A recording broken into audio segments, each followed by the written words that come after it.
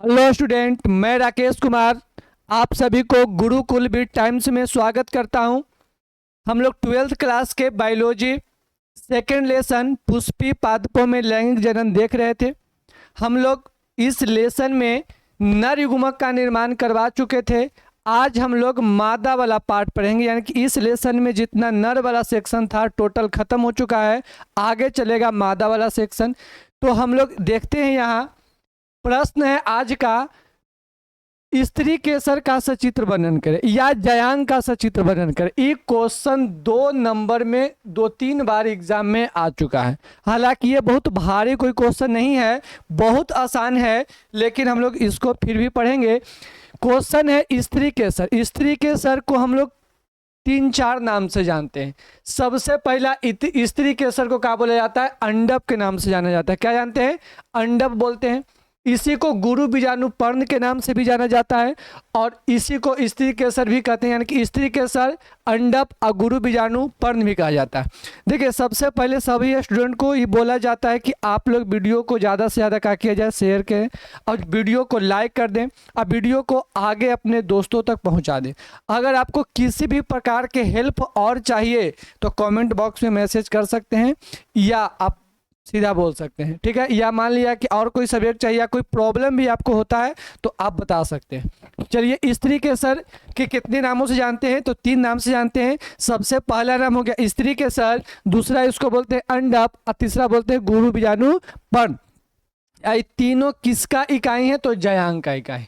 यानी कि अगर जयांग भी बोल दें इसको तो कोई दिक्कत वाली बात नहीं है। जयांग बोले, स्त्री केसर बोले, अंडा बोले, गुरु बीजाणु पर्ण बोले, सब चलता है। देखिए, इसमें स्त्री केसर को हम लोग टोटल 3 भाग में बांटे हैं। सबसे ऊपर वाला जो भाग होता है उसको बोलते हैं वर्तिकाग्र, उसके नीचे यानी कि बीच का भाग होता है उसको बोलते हैं वर्तिका, और जो सबसे नीचे का भाग होते हैं उसको बोलते हैं अंडाशय। चलिए हम लोग इसको फिगर से बढ़िया से समझते हैं। चलिए, ये रहा आपका स्त्री केसर का फिगर। ये जो आप फिगर देख रहे हैं ये टोटल का टोटल मादा वाला भाग है।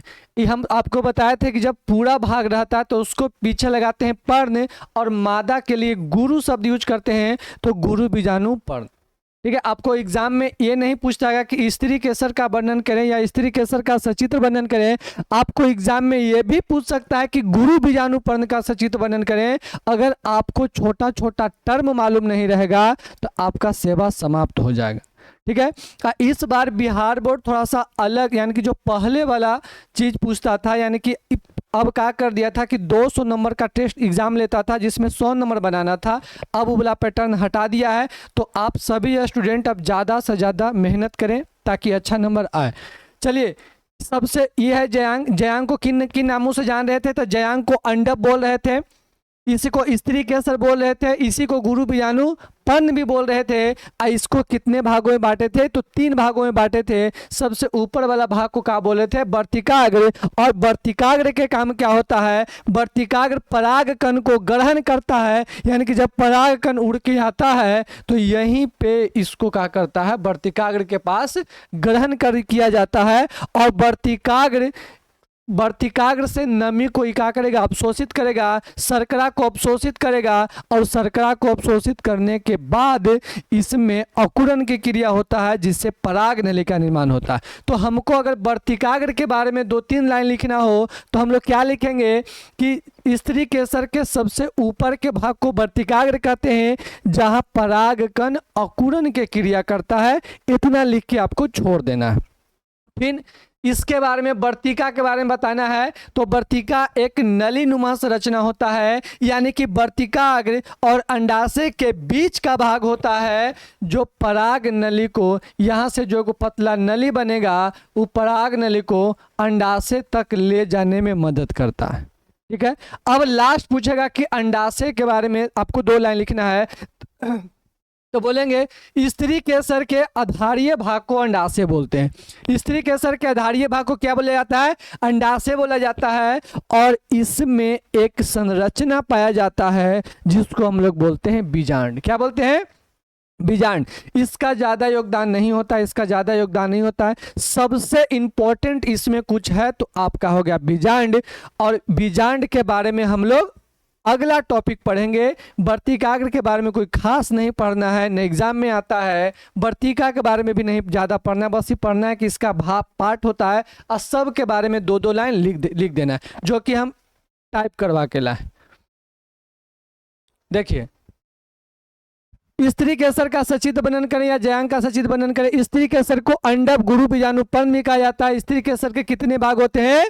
तो स्त्री केसर के 3 भाग होते हैं। ऊपर वाला भाग को बोलते हैं वर्तिकाग्र, वर्तिका और अंडाशय। अगर हमको बताना हो वर्तिकाग्र के बारे में तो यह स्त्री केसर के सबसे ऊपर का भाग होता है, यानी कि यह जयांग के सबसे ऊपर का भाग होता है। ठीक है, जहां परागकण कोची क्रिया करता है, अंकुरन की क्रिया करता है। हमको इतना लिख के छोड़ देना है। 2 नंबर में आता है तो ज्यादा पेज भरने का जरूरत नहीं है। वर्तिकाग्र यह पतला नलिका नलीनुमा संरचना होता है, जिसे पराग नली होकर क्या होता है, गुजरता है। यानी कि पराग नली कहां तक जाएगा? अंदर अंडा बीजाणु तक जाता है। फिर अंडाशय, यह स्त्री केसर के आधारीय भाग होता है। नीचे बेस वाला को क्या बोलते हैं? आधारीय भाग होता है, जिसके अंदर एक अंडाकार संरचना होता है, जिसको क्या बोलते हैं? बीजांड पढ़ते हैं। तो स्त्री केसर आपको क्लियर हो गया होगा, नहीं तो वीडियो को दोबारा देख सकते हैं। फिर हम लोग अब अगला क्वेश्चन की ओर पढ़ते हैं। अगला क्वेश्चन है बीजांड का सचित्र वर्णन करें। यह थोड़ा सा डिफिकल्ट भी है, लेकिन हम आपको सबसे आसान लैंग्वेज में बताएंगे ताकि आपको बहुत आसानी से क्या हो जाए, याद हो जाए। याद रखना है, बीजांड का सचित्र वर्णन करें। बीजांड नर का भाग है कि मादा का भाग है? तो बीजांड किसका भाग है? मादा का भाग है। अब मादा के भाग के लिए लघु यूज करेंगे कि गुरु यूज करेंगे? तो मादा शब्द आ गया तो गुरु, और इसमें निषेचन होता है तो पीछे क्या लगा दिए? धानी। तो याद रखना है, बीजांड को गुरु बीजाणु धानी भी कहा जाता है। बीजांड को क्या बोलते हैं? गुरु बीजाणु धानी। हो सकता है कि आपसे एग्जाम में ये नहीं पूछे कि बीजांड का वर्णन करें, आपसे पूछ दे गुरु बीजाणु धानी का वर्णन करें। आपको छोटा छोटा टर्म नहीं मालूम रहेगा तो आप बेदम हो जाइएगा। बीजांड को क्या बोलते हैं? गुरु बीजाणु धानी भी कहा जाता है। सबसे समान प्रकार के जो बीजांड होता है उसको बोलते हैं एनाट्रोपस। क्या बोलते हैं? एनाट्रोपस। लगभग 80 से 82% जो पादप होता है उस सभी में जो बीजांड पाया जाता है वो किस टाइप का बीजांड पाया जाता है? तो एनाट्रोपस पाया जाता है। एनाट्रोपस कहने का मतलब होता है जो 180 डिग्री पर घूम जाए, वैसा बीजांड जो 180 डिग्री पर मुड़ा हुआ हो उसको बोलते हैं एनाट्रोपस। लगभग 80 से 82% पादप में इसी प्रकार के पाया जाता है, और जिसकी संख्या ज़्यादा होता है उसको सबसे सम्मान बोलते हैं। और हमेशा एग्जाम में अगर कोई चीज़ पारना रहता है तो उसी को पारते हैं जो सबसे का रहता है, सम्मान प्रकार के रहता है। तो हम लोग किस प्रकार के बीजांड के बारे में वर्णन करेंगे? तो एनाट्रोपस। सब बीजांड लगभग एक ही प्रकार के होता है, बस थोड़ा सा डिग्री का अंतर होता है। कोई 360 डिग्री घूम जाता है, कोई 90 डिग्री घूमता है, कोई नहीं घूमता है, कोई 180 डिग्री घूमता है, बस। लेकिन जितना बीजांड का संरचना होता है सब में लगभग एक समान होता है, बस घुमाव उसमें अलग अलग रहता है। चलो तो हम लोग देखते हैं सबसे समान प्रकार के यानी कि एनाट्रोपस जो लगभग 82 यानी कि 80 से 82% पादप में पाया जाता है। इसमें निम्नलिखित संरचना भाग लेते हैं। सबसे पहला आता है बीजांड वृंत। क्या आता है? बीजांड वृंत। लिखा हुआ है बीजांड वृंत के द्वारा बीजांडाशय से जुड़ा होता है। देख लीजिए, ये जो पार्ट हम लोग देख रहे हैं फिगर में, इसको बोलते हैं बीजांड वृंत। क्या बोलते हैं? बीजांड वृंत। यहाँ थोड़ा सा एगो होता है प्लासेंटा, इसके ऊपर बड़ा गोल सा होता है अंडाशय। ऐसे एक बड़ा गोल सा क्या बनेगा? अंडाशय। ये ऊपर की ओर चल जाएगा। हम इसको मिटा देते हैं ताकि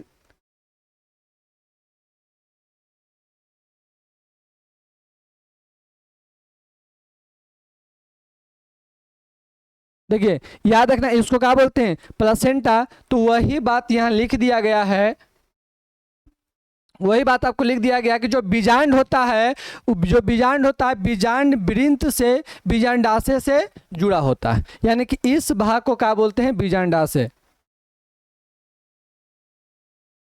इस भाग को क्या बोलते हैं, बीजांडाशय, यानी कि जो बीजांड होता है वो बीजांडाशय से क्या होता है, जुड़ा होता है। तो ये हो गया बीजांड वृंत का। हर चीज के बारे में अगर आप देखें इतना नाम, पहले हम लोग नाम देख लेते हैं। सबसे पहला नाम आता है बीजांड वृंत। याद रखना वृंत का होता है जो नीचे से फूल में, जो गुलाब के फूल में जो हम लोग नीचे पकड़ते हैं उसको वृंत बोलते हैं। और पुष्प का था तो हो गया पुष्प वृंत, आई बीजांड का है तो उसको बोलते हैं बीजांड वृंत। तो पूछेगा कि बीजांड वृंत कौन होता है, तो बीजांड वृंत दोबारा बीजांडाशय से यानी कि प्लासेंटा से क्या होता है, जुड़ा होता है, इसको बोलते हैं प्लासेंटा या बीजांडाशय बोलते हैं। तो बीजांड वृंत ये हो गया बीजांड वृंत, बीजांड से प्लासेंटा दोबारा यानी कि बीजांडाशय दोबारा जुड़ा होता है, उसको बोलते हैं बीजांड वृंत। अगला हम लोग देखते हैं, अगला नाम हो जाएगा हम लोग को बीजांड द्वार, नहीं अगला नाम हो जाएगा हम लोगों का हाइलम। क्या हो जाएगा, हाइलम। हाइलम किसको बोलते हैं, तो जहां से बीजांड वृंत से जुड़ता है। ये वाला पूरा भाग जो पीछे वाला क्या दिख रहा है हमको, ये पूरा भाग हमको दिख रहा है कि क्या चीज, बीजांड वृंत। और ये जो ग्रीन वाला दिख रहा है इसको हम लोग बोलते हैं क्या, बीजांड। तो बीजांड वृंत भी बीजांड के कहीं ना कहीं अटैच है, और जहां पर ही अटैच है उस स्थान को हम लोग क्या बोल दिए हैं, हाइलम। क्या बोले हैं, हाइलम। तो आपसे हाइलम के बारे में पूछेगा तो यानी कि जो वृंतवा है, जो बीजांड है जहां आपस में जुड़ल है, उसी चीज को क्या बोले हैं, हाइलम बोले हैं। चलिए हम लोग हाइलम के परिभाषा देख लेते हैं। दूसरा क्या है हाइलम, बीजांड के मुख्य शरीर, यानी कि जो बीजांड जो होता है पूरा गोल सा जो संरचना था, बीजांड को छोड़कर बीजांड के जो मुख्य शरीर होता है वो बीजांड वृत्त के जिस स्थान से जुड़ता है उस स्थान को हम लोग नाम देते हैं, उस स्थान को बोल दिया जाता है हाइलम। क्या बोलते हैं, हाइलम कहा जाता है। तीसरा है रैप। तो याद रखना रैप क्या होता है, तो बीजांड वृंत अगर ज्यादा विकसित कर जाए, बीजांड वृंत को ही रैप कहते हैं, लेकिन बीजांड वृंत को ही रैप कहते हैं। दोनों में थोड़ा सा का फर्क है कि अगर बीजांड वृंत ज्यादा परिपक्व नहीं है तो उसको बीजांड वृंत कहते हैं, और जब अति वृद्धि कर जाए, ज्यादा परिपक्व हो जाता है, तो उसी को हम लोग क्या बोलते हैं, रैप के नाम से जानते हैं। ठीक है, अगला हम लोग क्या देखेंगे, बीजांड काय। तो बीजांड काय, बीजांड के मुख्य भाग को क्या बोलते हैं, बीजांड काय। यही देख लेते हैं, बीजांड के मुख्य भाग को क्या बोला जाता है, बीजांड काय, जो दो आवरणों से घिरा होता है। जो दो आवरणों से घिरा होता है, देखिए बीजांड काय जो होता है उसके अंदर बीजांड काय उत्तक पाया जाता है, और उसी उत्तक को दो गो आवरण घिरा होता है, उस आवरण को क्या बोलते हैं, अध्यावरण। उसी आवरण को क्या बोला जाता है, अध्यावरण के नाम से जानता है। हम लोग फिगर की ओर थोड़ा सा चलते हैं। सबसे पहले हम लोग देखे थे बीजांड वृंत। तो बीजांड वृंत से बीजांडाशय द्वारा जुड़ा होता है, जिसको बीजांड वृंत बोला जाता है। दूसरा हम लोग देखे थे हाइलम। हाइलम किसको बोलते हैं, तो बीजांड वृंत अंडाशय के जिस स्थान से जुड़ता है, यही वाला वो स्थान है जो पूरा बीजांड को जोड़ के रखा है, और इसी स्थान को हम लोग क्या बोलते हैं, हाइलम के नाम से जानते हैं। और जब हाइलम अधिक वृद्धि कर जाता है, नहीं हाइलम नहीं, जब बीजांड वृंत ये वाला अधिक डेवलप कर जाता है तो इसी को रैप बोल देते हैं। क्या बोलते हैं, इसी को हम लोग रैप, यानी कि यहाँ पर वाला को क्या बोल सकते हैं, हम लोग रैप के नाम से जानते हैं। अगला प्रश्न, अगला चीज में हम लोग देखे थे बीजांड काय या बीजांड काय उत्तक। इसके अंदर बीजांड काय उत्तक भरा होता है, जो एक या दो आवरण से घिरा होता है। ये आवरण आपको दिख रहा होगा, एक या दो आवरण। तो बीजांड काय उत्तक एक या दो आवरण से घिरा होता है, उसको क्या बोलते हैं, अध्यावरण। अब बीजांड काय के बारे में पूछेगा तो बोलेंगे कि बीजांड के मुख्य भाग को क्या बोला जाता है, बीजांड बोला जाता है। बीजांड के मुख्य भाग को क्या बोलते हैं, बीजांड काय बोला जाता है।